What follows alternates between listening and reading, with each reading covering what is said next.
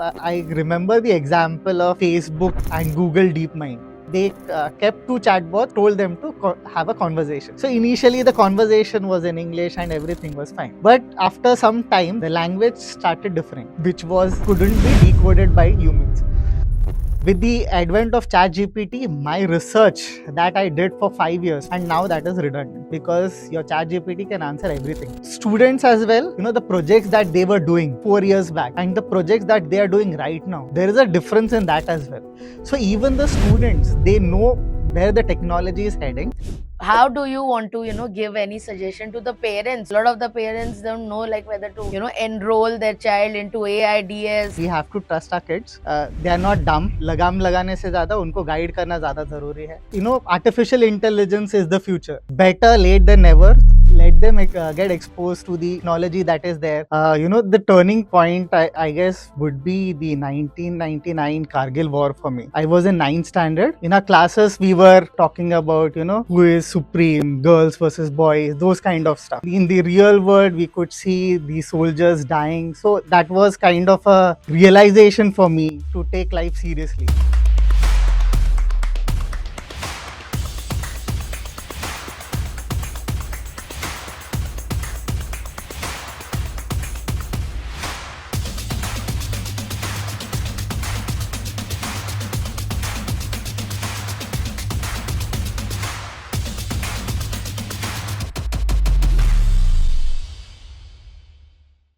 Hello everyone, welcome to the final episode of Socho or Seekho Saga for 2024.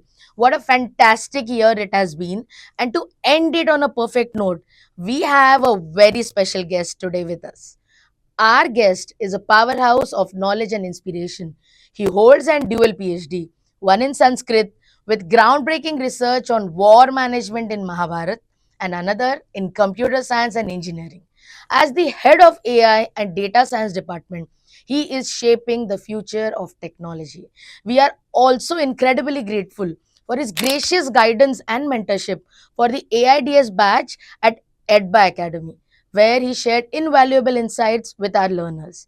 Let's hear more about his inspiring journey. Please join me in welcoming the incredible Dr. Tatwadarshi Nagarhalli. Thank you for calling me here today. Thank you. And how are you feeling otherwise? A bit nervous actually. This is kind of a first podcast or interview for me, so a bit nervous. Yeah, but generally, I mean, you are a professor, so you must be on the podium and stages all the time. Yeah, that is true, but this is a different stage. Yeah. Okay, so we'll begin with journey. So in this whole episode, I'm going to address you as Tatwa. Yeah, fine. Yeah. And we've been working together with EDBA and working on some modules. How we can make certain things and AI may be accessible to all the students. Yeah, sure. So to begin with, how did all started? Tatwa as a kid, ऐसे ही थे? Uh, as a kid, I was like normal kid जिसको खेलना पसंद था, and studies happened a lot later. Actually, I was, the turning point. I guess would be the 1999 Kargil War for me. I was in 9th standard, and in our classes and schools, we were talking about, who is supreme, girls versus boys, those kind of stuff. And and in the real world, we could see the soldiers dying. So that was kind of a realization for me to take life seriously. So that was one very important stage in my life, which I consider to be important. Okay, so that was like a trigger, but that what happened after that trigger? Like, as in life seriously, as in exactly kya? Yeah. So in 9th and 10th standard, in our history books at that time, we had stories about World War. So I got drawn into those world of war and strategy and those kind of thing. So I also wanted to join the military, but for some reasons I couldn't. So the interest in these kind of stories and these kind of things, that that was the trigger for that.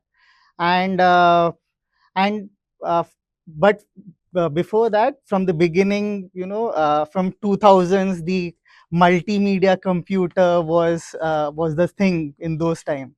So I was drawn into the computer field as well, so I was interested in that as well.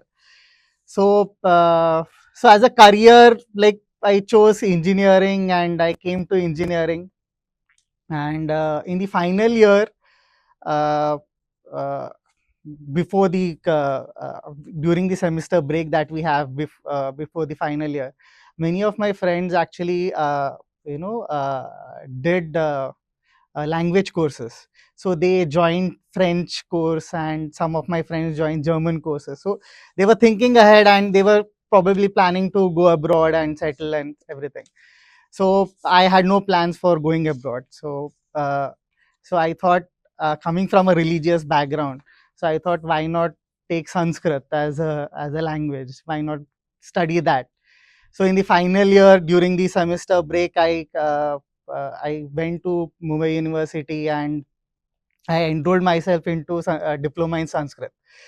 So yeah, so the journey started from there actually. So in the final year of my engineering, I was doing my diploma, which was in the weekends. So I completed my diploma in the final year. So graduation and diploma in Sanskrit happened parallelly. And then after that, we had a very good professor who was the HOD there, Dr. Mahulikar ma'am. So she is now in Kochi. She was vice chancellor there. So she encouraged us. So they started a weekend batch for masters in arts for Sanskrit. So this was for working professionals. So she encouraged us to join that. So I gave the entrance exam, and I don't know how, but I passed that entrance examination, and I enrolled into MA in Sanskrit.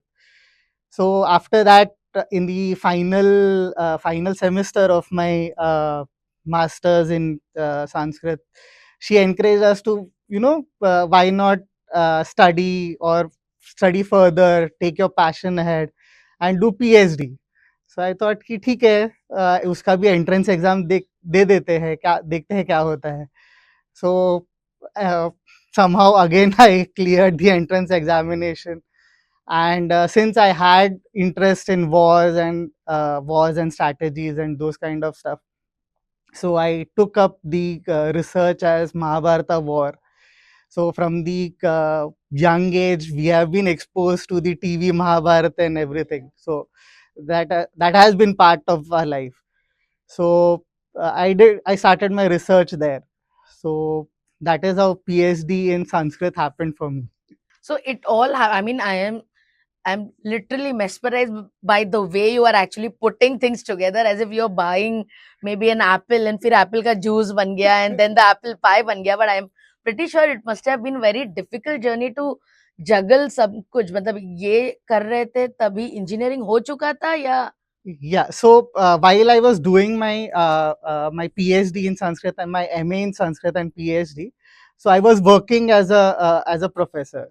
Okay. So Professor of in engineering. in engineering college. In engineering. So I did my masters in engineering in 2014 to 16 period.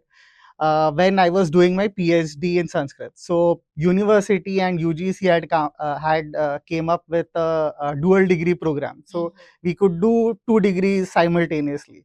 So so I did my masters in engineering with that. So yeah, so it happened parallelly. So I have been working since after graduation. I have been working as a professor. Initially I was with Viva Institute of Technology, and for the past 4 years I have been with Vidyavadini's College of Engineering and Technology.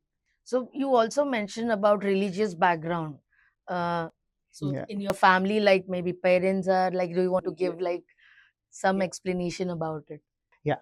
So my father education has been in the Gurukul kind of a system. So when he was in the third standard, uh, there is a Vidyapeeth that we call in Mulund, Satyadhyan Vidyapeeth. So the Guruji there, he had come to the village. So my dad is from Bijapur, so which is like 3 hours from Solapur, the border district that we have. So he had came there and उन्होंने बोला कि इसको मैं लेके चलता हूँ, I'll make him study and he will be very good and so on. So at the age of 8 or something, he came to Mumbai, and तो उनका जो education जो हुआ, it was in the Gurukul kind of a system. Oh, amazing. So तो वो तो उनका education हुआ, and then he did masters MA in 5 different universities. He has 5 different MAs from different universities on different subjects. So that was and then he joined KBS Junior College, which is in Fort. So he used to travel for 36 years from Borivali to Churchgate Fort every day. So he retired as a principal. So after retirement, that was in 2003, 2002, 2003, he retired from his job. So he was like, now it is time to give back to the society what he has learned.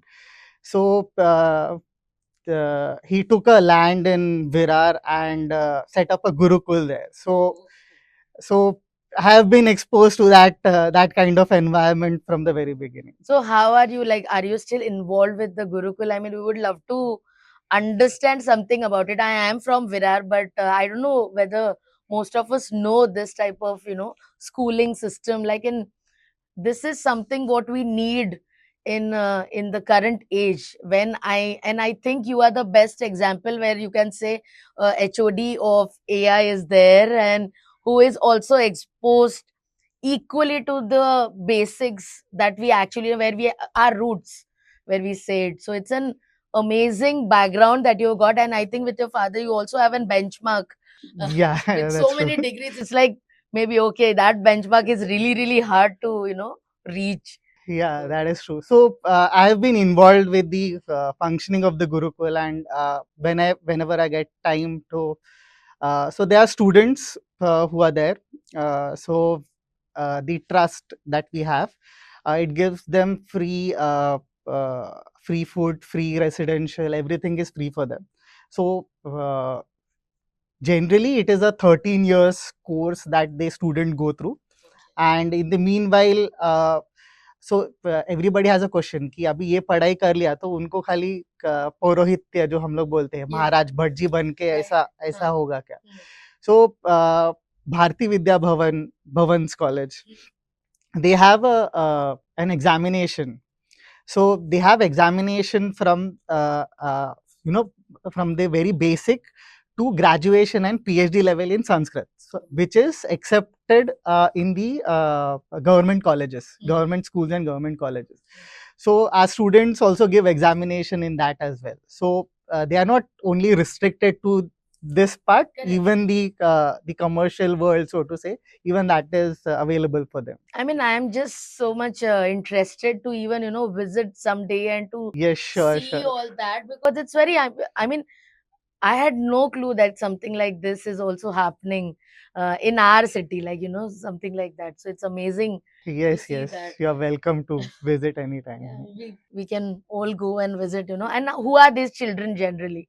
So, children from the age of around 10 to 15, they usually come there, and So is it like some certain community that they belong, or something like that? Who can enroll, like something like that? so anybody can enroll. There's no restrictions as such. So we have students from Latur, we have students from Aurangabad, Sambhajinagar. So diverse from Karnataka we have. So this diverse students. Amazing. I mean, just to see, and that Gurukul system is still working effectively so near to our office, our setup as well, where we are doing like this type of technologically like oriented things. And I mean, amazing. Let's genuinely visit that. Yes, sure, But sure. when you completed your PhD in Mahabharata war strategies and all, anything that that excites you the most, or any insight that our viewers will also like to understand or know? There are many instances actually. Sure. To sum up my research, I can say in one sentence that even though the technology might be different, but the values, the principles, those are universal, and it is time independent actually. So be it the importance of spy network or psychological warfare or innovation and adaptation to new technology, these remain the principles in any time in any warfare. So that is one. And one interesting anecdote is my ME research. So in the second year of our masters in engineering, we are supposed to do a project and we are supposed to submit that project.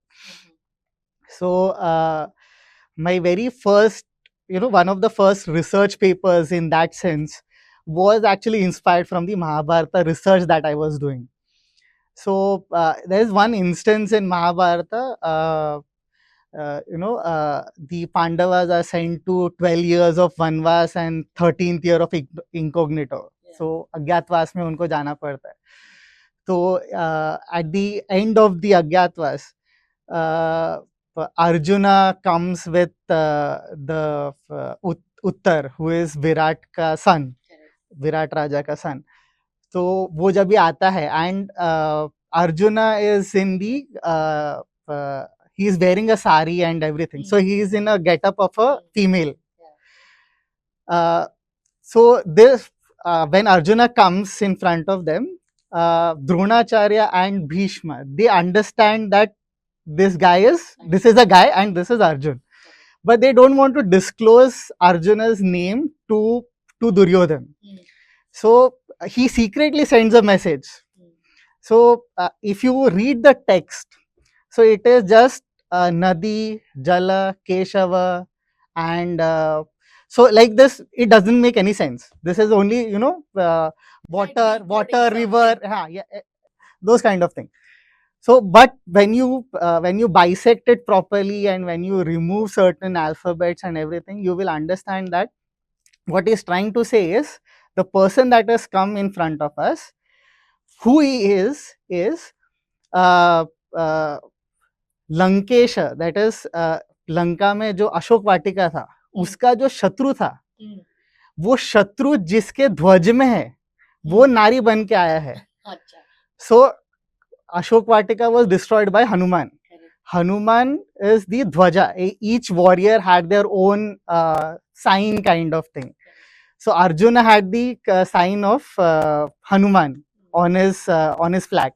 So वो जिसके ध्वज में है, वो नारी बन के आया है हमारे सामने, and हमें अभी हराने वाला है. That is what he said.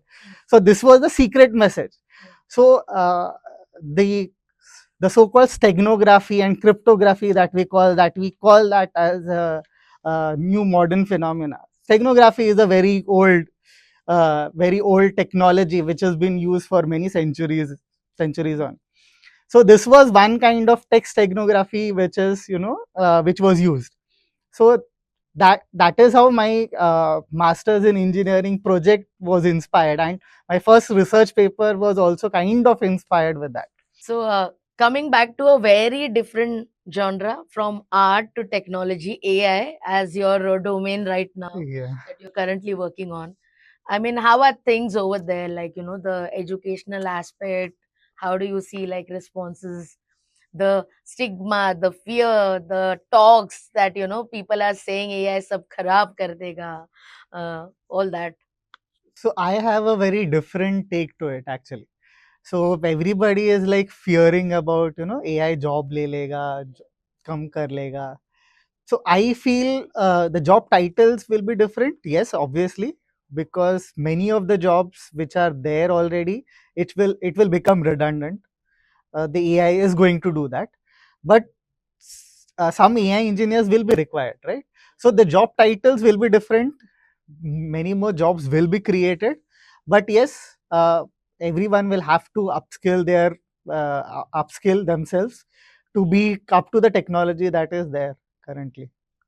Right. And where even I was like, watching few podcasts and few conversations where we are talking about is this universal basic income, and then we are talking things at the rapidly growing stage that AI is, and the technology is evolving at a very very different rate. I mean, even if we see a chat gpt right now, I'm in version 3 to the current version that we are working on. It is like, there's a vast difference and improvement that I can see.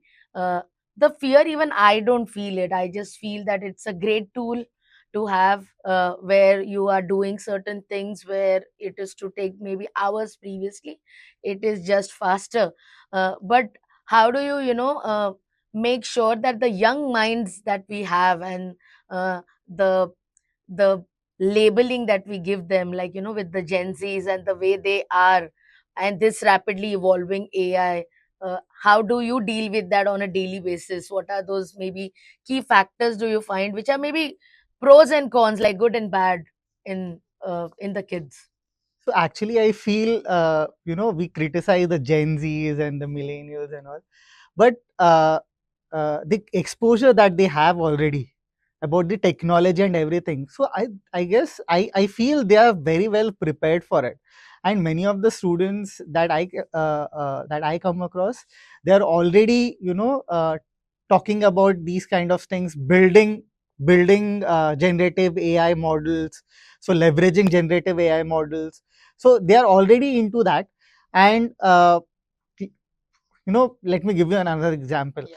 Now, I completed my engineering PhD in 2022, and chat gpt became popular in 22, end of 22, 23 ish.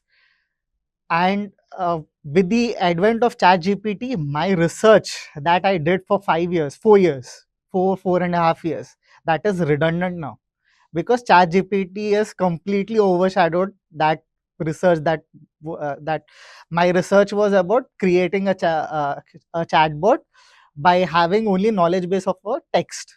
So I devised different techniques and different deep learning, machine learning techniques for that, and now that is redundant because your ChatGPT can answer everything, anything and everything actually.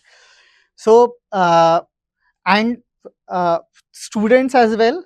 So if I see the projects that they were doing, say suppose 4 years back, and the projects that they are doing right now, there is a difference in that as well. So even the students, they know what is the where the technology is heading, and where where they want, they should learn, and where the horizon is basically. So they are exposed to that technology, and they are also knowledgeable enough, I feel, that they are adopting to those technologies. Yeah. I mean, here I am with you, and I agree to this point. We are also working with a lot of Gen Zs. In fact, here also, if you can see in the studio, there are all the Gen Zs here, and they are always available, whether it is Saturday and Sunday. So I think that was always there even in 90s. There were few people who were ready to do certain things. Few people were having their, your things, like, there are excuses for that particular time. But whatever problems on the go we see, and the labeling and the stereotyping that happens, I think those are the consequences of uh, the access information, and a rapid information validation that they are getting and seeking from the content which is going on. I think that is just the consequence more than, labeling the entire generation. Yes. And I am also a mom of a gen z kid. Like, my daughter is 13-year-old. I can see that they are well informed, uh, and they are opinionated. The opinionated maybe has taken into some different tangent, Yes. sometimes at disrespect and not having patience, because yeah, they are getting things at a very faster pace. Absolutely. No, change is never easy for anyone. Correct. Correct. So even, if you take digitization of the banking system, so there was many hoo-ha about, why go to that and everything. There will be job losses across and across. So but the transition happened, and so the job losses were those kind of jobs were lost which are redundant in nature. अभी पहले के ज़माने में जब भी हम लोग check लिखते थे तो वो चेक एक पर्सन जाके कैरी करता था वो बैंक में, सेंट्रलाइज इधर भी होता था. So that is not required now in the digital age. That is not required. In the same way, आगे जाके when we have advanced Gen AI tools like ChatGPT and Gemini and everything, we do not require basic testers का job बोलो या फिर ऐसा basic coding का job sir, that won't be required. Yes, हमें क्या job लगेंगे in the future ahead? What I feel is, I might be wrong. The technology is changing at such a fast pace. I might be wrong, in 2 or 3 years. But the integration of softwares or the integration of using different Gen AI tools, we haven't started thinking about that. We are still trying to leverage only one single LLM. Why not leverage multiple LLMs together and come up with something new? So the students, the Gen Zs, they are exposed to this kind of information also. They know that. Even they are started leveraging these tools. So for engineers, they should not only just use the tools. They should understand how the technology is actually working and how they can leverage these technologies and come up with new products which will be helpful for the society. Correct. So I was just checking in podcast very recently, which they were talking about like how AI is harming. But at the same time, he gave kind of an hypothesis where you're saying that in the classroom education, the one-on-one mentorship and the education never happens. That's not possible, not practical enough. But if that happens, the all the average student or below average student 70% to 80% reach to a height of above above average Absolutely. plus and exceeding expectation. That thing practically not happening with a teacher going to them talking with 60 or 700 people in one class, but with AI mentorship that's absolutely possible. Absolutely. So they were emphasizing on this particular factor that how children are Personalized using. learning will be a part. Yeah, I mean there are also a lot of educational system where they're saying that okay, children should not use AI. Now they are not using their own brains. I mean, I know my own daughter also uses Chat GPT for essays, and sometimes she's Right. like, but this is not the language that I will write. Maybe that's not the point of view that I want to give. But in that process, I feel that you end up having so many versions of one essay, and that is also one kind of an learning and exploring, which is not bad. In terms of also we need to give them like how to ethically use it and not call theirs Right. possibly. But then what's your advice for students in this AI exploitation that is happening? So as you know, every coin has a second side to it. So yes, AI is very good, and leveraging AI for the right purpose, it will obviously going to give you good results. But there is also a different side to it as well. uh, like for example, whenever I talk about ethics in AI, I remember the example of Facebook chatbots, so and Google DeepMind. So these are two examples that that come to my mind every time when I talk about or think about ethics in AI. So chatbots were developed by Facebook many years ago. So these chatbots were for specific purposes. So what, as an experimentation and as a research, what they did was they kept two chatbots and told them to have a conversation. So initially the conversation was in English and everything was fine, but after some time the conversation, the language started differing, so which couldn't be decoded by humans. So that is when they understood that they had generated a new language, a new coded language, which was only understood by these two chatbots. So these two AI bots can only understand the language that they were conversing in, and what the conversation is, that is, that is up in the air. So they shut those two chatbots, and they started from the scratch. That is one example. The second example is about the DeepMind. So they had a software. They created only a two-legged animation thing, and they gave sensors to the parts, that is the knee sensor and the foot sensor, and जो भी sensor लगता है वैसा उन्होंने उसको दिया. And then what happened was, uh, uh, तो उन्होंने उसको चलना कुछ भी सिखाया नहीं. It was all reinforcement learning, so it was learning on its own. So within few hours, it could not only walk, it could jump, it could hop, it could do anything. It could, jump over the obstacle, it could avoid the obstacle, it would jump through the gap and everything. So the evolution which took millions of years, that was done by AI within few hours. And another example is about the Sophie robot, that first robot to get a citizenship of Saudi Arabia. So the ethical aspect is when you give a brain to the artificial intelligence to think on itself. So what if the Thanos theory, it applies the Thanos theory. So the intentions might be right. The intentions is only to say, suppose the intention is to do better for the human beings. So but for that, the consequences might be the the Thanos theory, that is 50% of the population should be less, so that the resources might be enough for the rest of the yeah world. yeah. So that the ethical aspect is there, obviously. That is obviously the another important point when we are talking about artificial intelligence.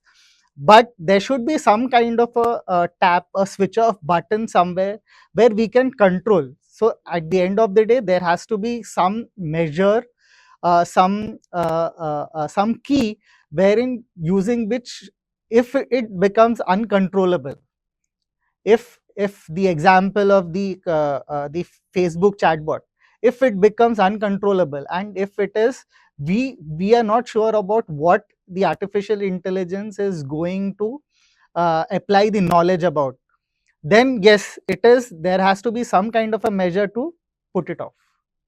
I think this unpredictability factor is the fear, Yes. that we cannot control, and how the things will happen and take shape into a very dark side, which is, I think, a lot of series is on, Netflix and Yes, everywhere. yes. They're also showing the dark side and the excess use of AI as well. I mean, very nice the way you are, emoting all those things, and all the AIs and bots and how they are shaping the world. So one thing is, like, adaptability is the buzzword in today's world, Yes. and we talk about now how a student can become flexible in this. But I'm sure your parents, your father, your mother have, encouraged you to the on to take this path, and supported you in all the ways, or some ways, or maybe conflict in some cases. uh, how do you want to give any suggestion to the parents who are absolutely clueless? Like, a lot of the parents don't know, like, whether to uh, enroll their child into AIDS or CS or IT and all other fields that we have. Anything for them to assure? I feel in some ways we have to trust our kids. So they are not dumb. So यानी हम लोग को ऐसा general ऐसा ये रहता है कि बच्चे हैं, इनको कुछ पता नहीं रहता है. But the kind of exposure that uh, they have knowledge and they have information about so much of things. तो उनको गाइड करना ज़्यादा ज़रूरी है, rather than टू लगाम लगाने से ज़्यादा उनको गाइड करना ज़्यादा ज़रूरी है. So artificial intelligence is the future. So better late than never. तो उनको पहले से ही अगर encourage करते हैं, let them get exposed to the technology that is there. Explain them, make them understand the ethical aspects of it as well, and And again, artificial intelligence, creating a product with artificial intelligence is not easy. So it is only in the last 5 years or a decade or so that we are coming with the products with artificial intelligence. So the artificial intelligence product to mature, it takes time. So it is not easy to get into this field as well. It is not, everything is not sugar and honey. So उनको उसके बारे में complete information उनको ये करो, we should explain them the pros and the cons and everything, and in to a certain extent, trust your kids to take the decisions. Yeah, very well said. And um, maybe if you have given a chance, like right now, like Elon Musk also talks about, how he never stops about the pursuit of learning. He's always that, that childlike personality who's also on something and doing something. Any advice that or any change that you will give to yourself after all these years, like, what do you want to change, or maybe done something different or explored? Nothing as such. I'm happy with what I am today. So I'll only say that uh, everyone will have their own ups and downs in life. There is no perfect life for anyone. So I would say to myself that endure whatever you have, keep learning as we have done, and life is about learning. So even as a student, as professionals, when the students will graduate and they come into the industry, they'll have to keep learning. Otherwise, if they stop learning, some of the time they will after some time they will become obsolete. As I said about my PhD research, it become obsolete. In the same way, if I had stopped learning, because in when we were growing up in our engineering, there was nothing called as machine learning at all. So we had to learn, and so that is why we have survived in the education system. Otherwise, even हम लोग भी वो पुराने वाले subject C++ ही लेते रहते थे, हम भी कुछ होता नहीं था. We would have been stuck there itself. So learning is a lifelong thing. They can't stop learning any point in their life. Yeah, very well said. I mean, on this, though, learning is like, our key, and we also thrive on doing our best. And I don't think even there is a teacher or student concept. That we all are students. No one is teaching us anything. Even I am working as a general manager over here and taking care of few projects that we have, and we are building something together. I always make sure that I go and do a little bit of teaching, and even though like right now also I'm teaching like behavioral design with gamification to NMIMS School of Design to BDES students, which is Bachelor of Design, and their degree is in humanizing technology. But the underlying rush that comes that tomorrow you have lecture and you have to prepare takes a lot of energy to revise your thing and learn more and read more books, which is also I think a rewarding experience for your own self, like, Yes. that's the reason I also feel like getting connected with that. So it's more than what I'm giving, it's like what I'm getting, and that honor and that little accomplishment that you feel for yourself. Yeah. Yeah, I think बहुत learning and serious बातें हो गई. So let's go to our next section, and it's very fun section that we are going to do. It's called Quick Sparks, and it's like a rapid fire thing, and we'll be asking you like 10 questions, and whatever comes in your mind, and you can do that. Okay. Okay. Okay. So here we go with our first question, Tatwa. Okay. What's your favorite movie of all time? Saving Private Ryan. Oh, great. We should watch it together. So we have this big screen where we keep the PPTs, and we always talk about like watching movie together. We have not done that. But yeah, I think Owen Wilson is in Saving Private Ryan. Yeah. Yeah, love that movie. Tom Hanks. Yeah. So a song or type of music that gets you in a zone. Any classical is fine. Classical as an Indian classical. Indian classical, Indian. yes. Yes. Okay. Tea, coffee, or something else that you go to drink.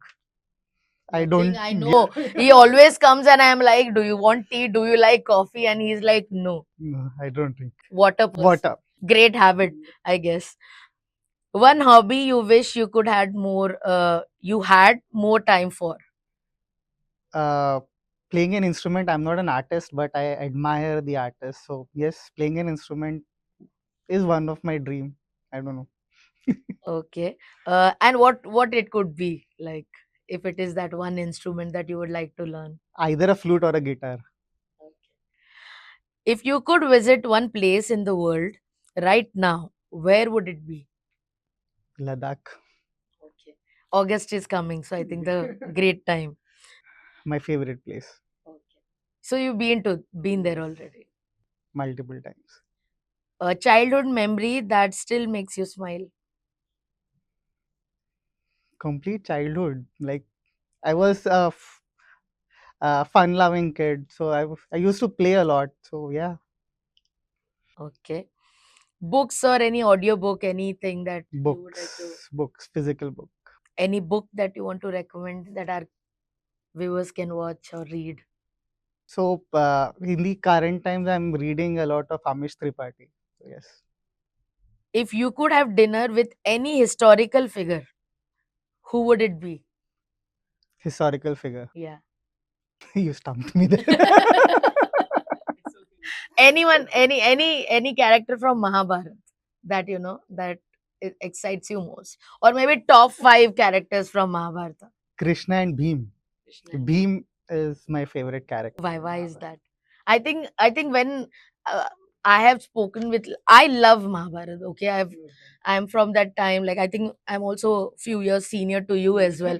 So I've been in that Doordarshan time when you actually watch Ramayana and Mahabharata, Yes, and yes. I love the way the arrows used to come from like, that with that sound, and the one arrow will come and then you see the other arrow will come, and that that type of VFX that used to happen. I mean, that was those are like, deep down carved into my core memory. Right. So, Yeah. but I think people say Arjun when it comes to why do you think Beam? I know I am stopping the quick fire and going into a different mode, but I cannot stop myself.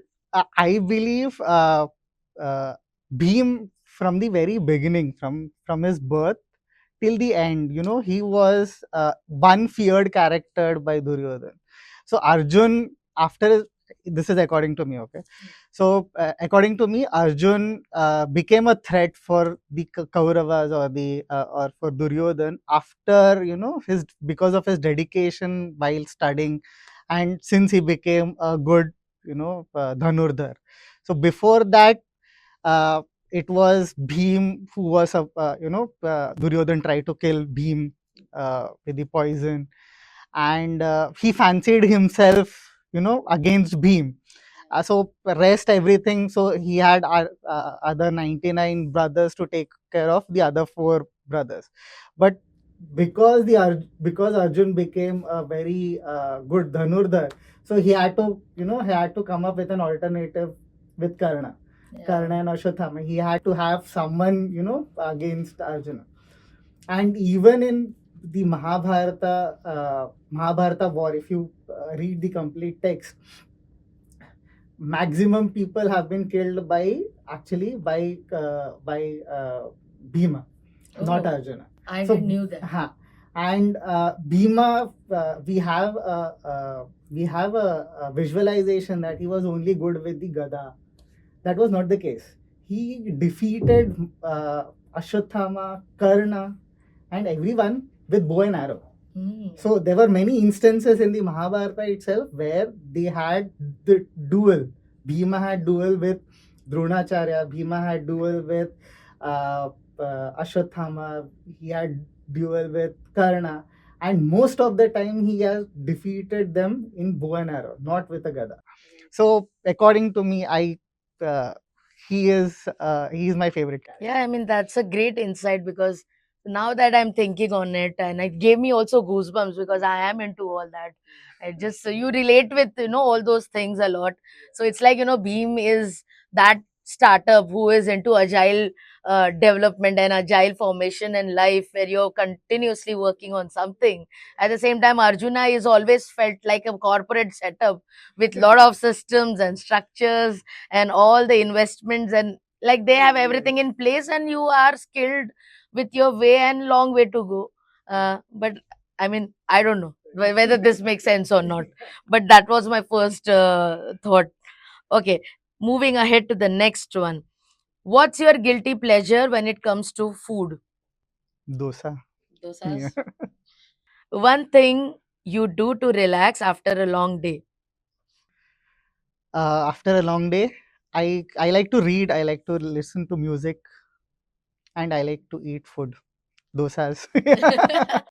Okay, thank you so much, Tatwa. This was great talking to you. It was lovely to know so many little things, and the personality that I added my personally when I met you. I so long I wanted to do this like Tatwa ke saath mein karte hain. Let's see when it is happening. I'm very thankful to you that you agreed. Thank you for calling me. जैसे मैंने पहले ही बोला था before the recording started, I don't know how qualified I am to sit here, but thank you for calling me. What an inspiring journey, Tatwa. I mean, thank you for sharing all your incredible insights, and it's been such a pleasure to have you on the show. To everyone listening, thank you for joining us today and throughout the year. This marks the end of our 2024 episodes, and I couldn't think of a better note to end on. Years to the new year filled with curiosity, growth, and learning. See you all in 2025 with more amazing stories, and until then, take care and keep exploring. Happy New Year, everyone!